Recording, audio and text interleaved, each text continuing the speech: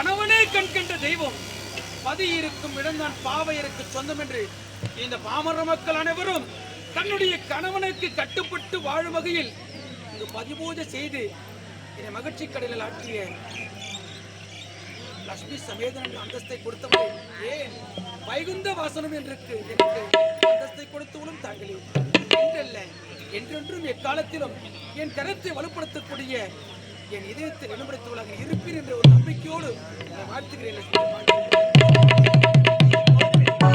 சுவாமி, என்றுமில்லாமல் இன்று இவ்வளவு சீக்கிரமாக என்னை எதற்காக அழைக்க வேண்டும்? என்ன காரணம் விளக்கு சொல்லுங்க. லட்சுமி, சுவாமி, உங்களிடம் நான் விளக்கத்தை சொல்ல வேண்டுமா? ஆமா, விளக்கமே பேசக்கூடாது என்றுதான் வெகு விரைவாக ஓடி வந்தேன். உங்களோடு நான் சந்தோஷம் இருக்க வேண்டும். விளக்கத்தை கேட்ட பிறகு சிலவற்றை நான் சொல்லித்தான் ஆக வேண்டும்.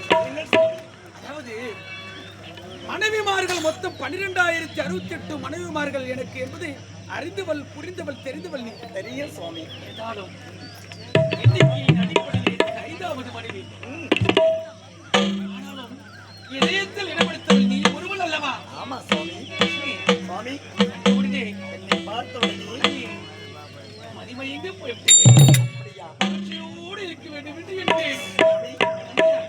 தங்களுக்கு மனைவியாக வர வேண்டும் என்று நான் கொடுத்து வைத்தவன் சுவாமி.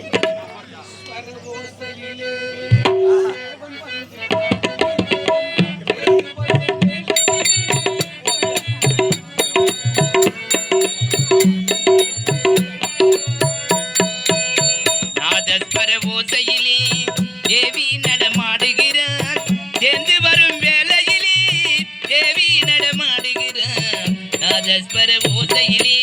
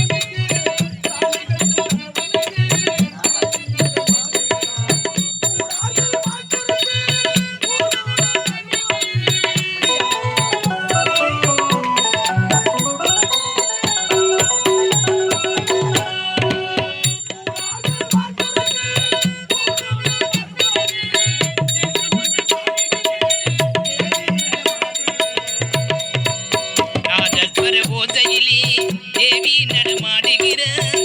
சேர்ந்து வரும் வேளையிலே தேவி நடமாடுகிறார். நாதஸ்வர ஓசையிலே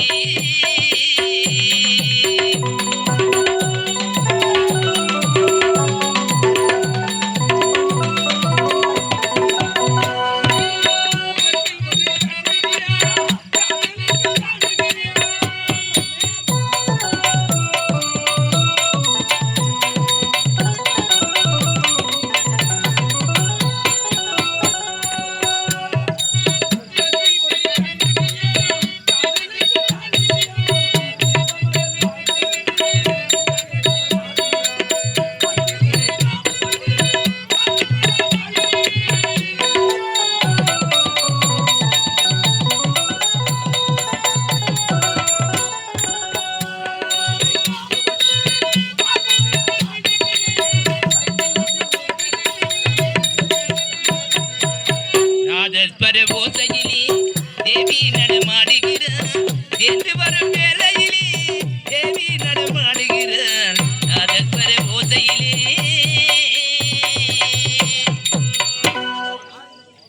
லட்சுமி சமேதன் என்ற அந்தஸ்தை கொடுத்தவளே, எத்தனையோ பெயர்களிடம் நான் இன்பத்தை பெற்றிருக்கலாம்.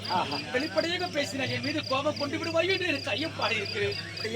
12,000 கோபிஸ்தரோடு விளையாடி மகிழ்ந்தவன் இந்த வைகுந்த வாசன். ஆமா சுவாமி. கணக்கில் வராத 60 மனைவிமார்களோடு விளையாடி கொஞ்சி குழாவியவன் இந்த வைகுந்த வாசன். உண்மை. கணக்கில் வந்த 8 மனைவிமார்களோடு நான் விளையாடி பழகியவன். ஆமா. ஆனாலும் என்னங்க? உன்னோடு இருக்கும் இன்பத்துக்கு ஈடு இணை உண்டோ? அப்படியா? உண்மைதான் தங்கை. சுவாமி, நான் சந்தோஷமா இருக்க வேண்டாமா? தடை ஏதும் நான் சொல்வேனா? தலைய விரித்து சொன்ன